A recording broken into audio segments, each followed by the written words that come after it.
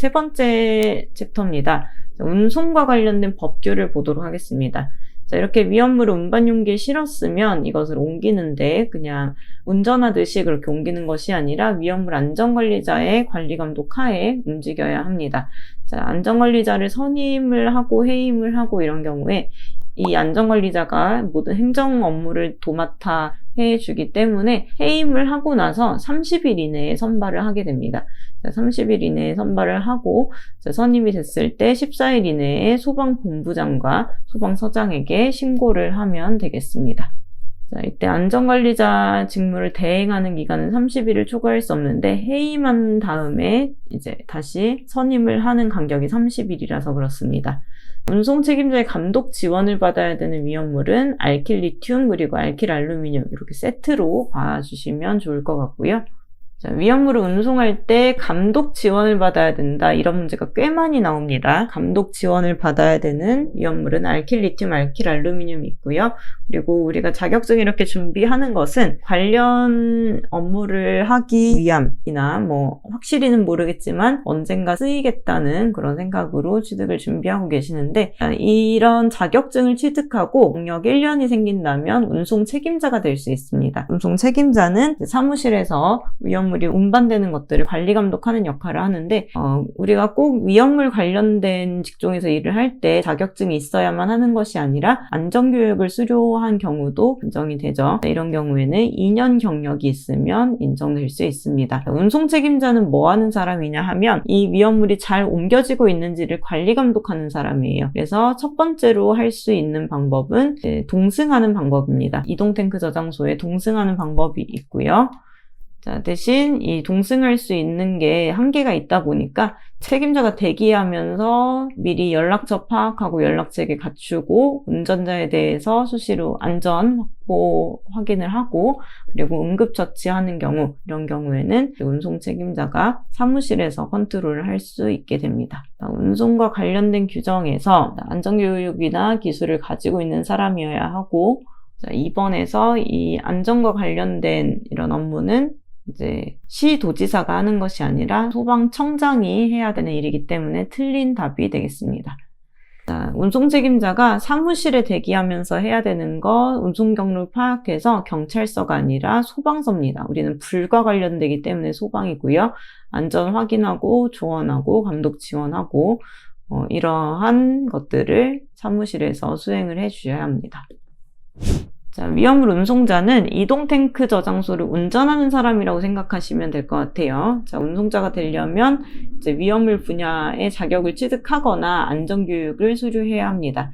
자격증이 있으면 매년 안전교육을 받지 않아도 된다는 그런 장점이 있지만 위험물 자격증을 가지고 있을 때 이런 안전교육을 매번 받지 않고 연속적으로 일을 할 수 있다는 장점과 그래서 기능사 자격증을 우대해주는 그런 이유가 되겠죠.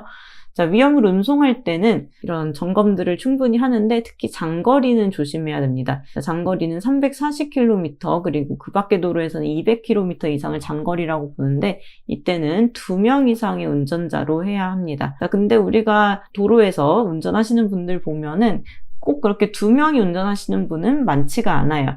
자, 1명이서 운전해도 되는 이유는 지금 운송하는 위험물이 2류, 3류, 4류 중에서 특수인화물을 뺀 나머지 것들이 움직이는 경우에는 운전을 둘이 하지 않아도 됩니다. 그리고 운송 책임자가 동승하거나 2시간 이내마다 20분씩 휴식하는 경우에도 2명이 아니라 1명이서 운전을 할 수가 있겠고요.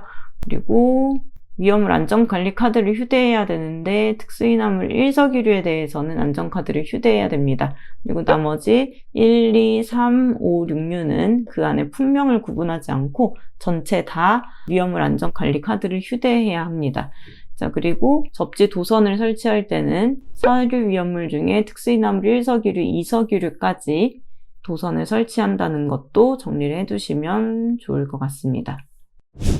운송에 대한 설명으로 틀린 것은 운송할 때 교육 이수하고 2년 경력 있는 사람 포함이 될 수 있고요.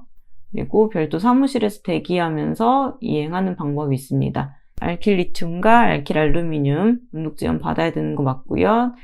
칼슘, 알루미늄의 탄화물은 한 명이 휴식 없이 운송해도 규정 위반이 아니지만 이것은 이제 금속의 탄화물이 아니라 금속의 인화물이기 때문에 이것을 탄화물로 고쳐주셔야 맞는 답이 되겠습니다. 위험물 안전카드를 휴대해야 되는 거 1, 2, 3, 5, 6류는 품명에 관계없이 다 휴대를 하지만 사료 위험물은 다 하는 것이 아니라 특수인화물과 일석이류에 대해서만 이제 휴대를 하도록 되어 있습니다. 안전교육을 받아야 하는 경우는 이런 교육이 필요한 경우에 그리고 또 안전교육 대상자인 경우에 받아야 됩니다. 안전관리자로 일하고 있거나 탱크 시험자, 위험물 운송자, 위험물 운반자로 종사할 때는 안전교육을 받아야 합니다. 안전관리자가 해야 될 일이 나열되어 있는데 보시면 되겠고요. 안전교육은 제조소 등의 관계인이 교육을 받을 수 있게 해줘야 되겠고요. 기술 인력, 위험물 운송자, 위험물 운반자까지도 안전교육을 받아야 됩니다. 탱크 시험자의 기술 인력이 될 수 있고 또 자격 정지하거나 취소를 할 수 있습니다. 여기서 위험물 운송자는 안전교육을 받을 의무가 있기 때문에 여기는 2번으로 답을 주도록 하겠습니다.